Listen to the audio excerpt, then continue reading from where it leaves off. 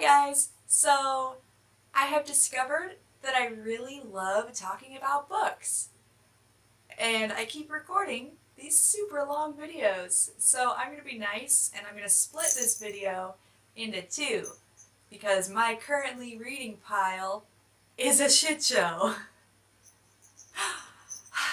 Okay, so this will be video one and I'll find some way to chop it up for you, okay? I thought that I would give you a glimpse into the shit show that has been my reading lately. There's another reason why I'm starting BookTube is to really get myself back into reading more. I used to be constantly nose in a book, and I'm still always reading, but I've gotten this habit the past year or so, and I think I've gotten this habit because I'm so very, very busy. I've been working multiple jobs, I have my own business, I see clients, I go to networking events. I'm doing a lot, and so trying to learn how to balance all that time, I haven't had as much time as I used to really sit and read. But things are shifting with that, and a big reason why I wanted to start this BookTube channel is to get back in the super fast reading game like I used to be. So I'm going to share with you some of my bad habits and my currently reading list.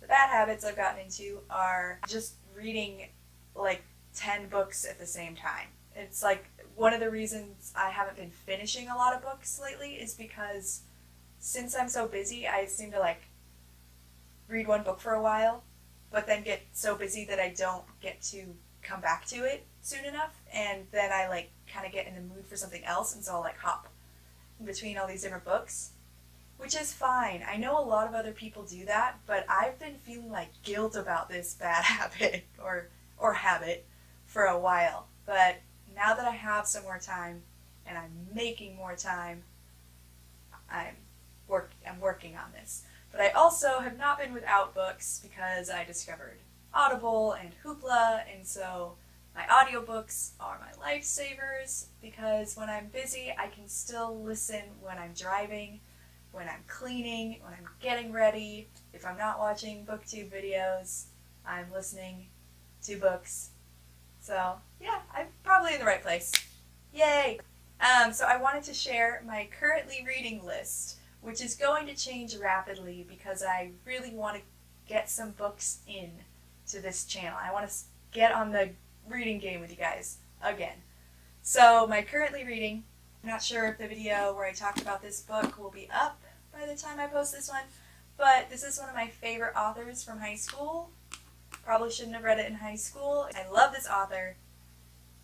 I've never read another author of this genre, which I wasn't really sure what to call this genre, but I'm guessing it would be called paranormal erotica.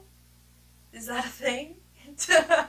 But I don't normally read erotica, except for that I do because I read her books over and over and over again because I love them. The only thing that I would change is to have more LGBTQ people and experiences in the book, but I'm not mad at her about it. You know, it's just she's not, so she doesn't write her main characters experiencing that, which I get. It's hard to write, she's so not into the ladies, and it's upsetting for me just because I really am. So, but still love these books. So, Kiss of Shadows, doing a reread, actually listening to the audiobook because I'm obsessed with these, and I'll probably do a whole video, maybe I'll do a book review on one of my favorite books, where you can hear about all the gory details, the delicious gory details. Very gruesome, but this is the original sexy fae for me. You know, except for the original, my first introduction into sexy fae was this book, Women in Celtic Myth. I'll talk about that at another time because this is one of my favorites growing up. I just fell in love with the fae. That's why if a book has fae in it, I'm going to read it. If it has sexy fae in it, I'm going to love it, even though it's got a lot of problems, and you could probably guess what I'm talking about. but I love it anyway because it's got sexy Faye in it. So yes, very gruesome, murder mysteries, torture. Really, I just love her characters. I love her writing. I love the world she created. So I'll talk about this book later because I'm probably going to finish it sooner than all of these other ones.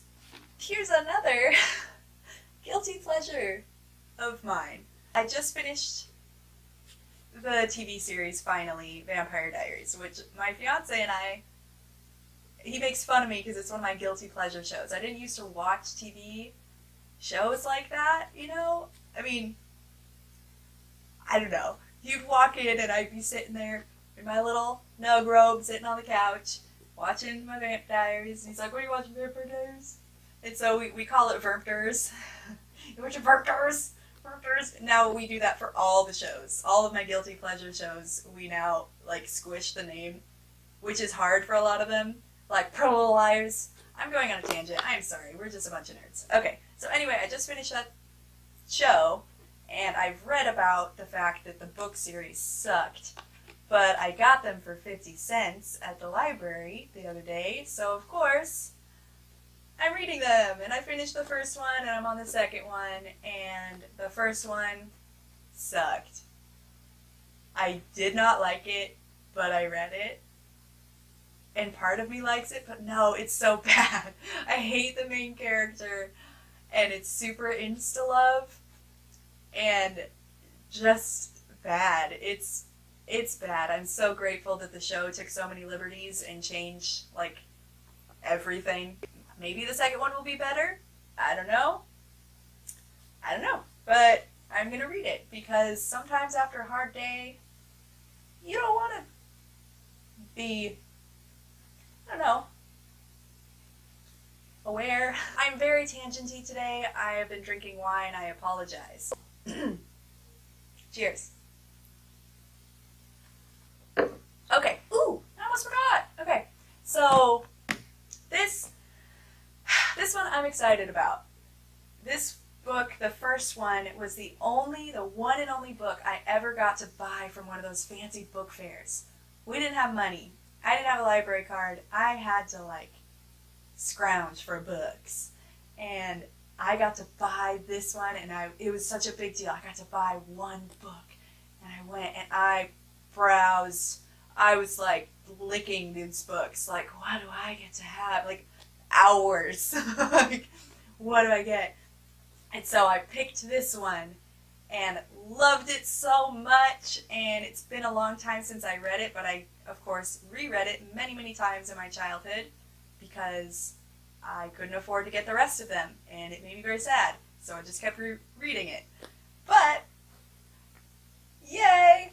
Thrift store had all of them for like $3, so I'm gonna finish it. So I started it again. This is Dealing with Dragons by Patricia C. Reed, and I love the protagonist in this. I'm still learning a lot of the names of tropes that people use on BookTube.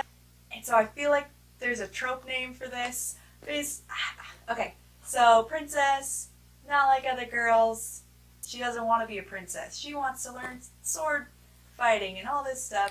It's for kids, but I just love it. She runs away and goes to live with a dragon. And what I love about this is that it's like a normal thing for princesses to do. It's like a respectable thing to have a princess be kidnapped by a dragon and have a knight rescue her. So her parents, like, let her off the hook, and they're, like, you know, letting her get away with that because it's a normal thing.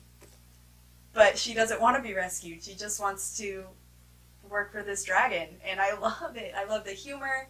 It's very dry. It's just really cute. And I'm so excited to finally finish this series.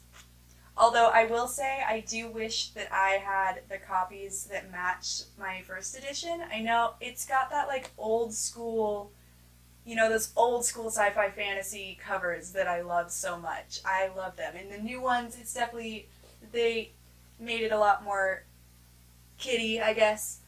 Really, still cute though, and I can't wait to finish them. Do you see the back and forth between, like, erotica and kids books? I read a lot of genres. Alright guys, this is the end of part 1. I'll link to part 2. See you around. Thanks for enjoying my mess. Cheers!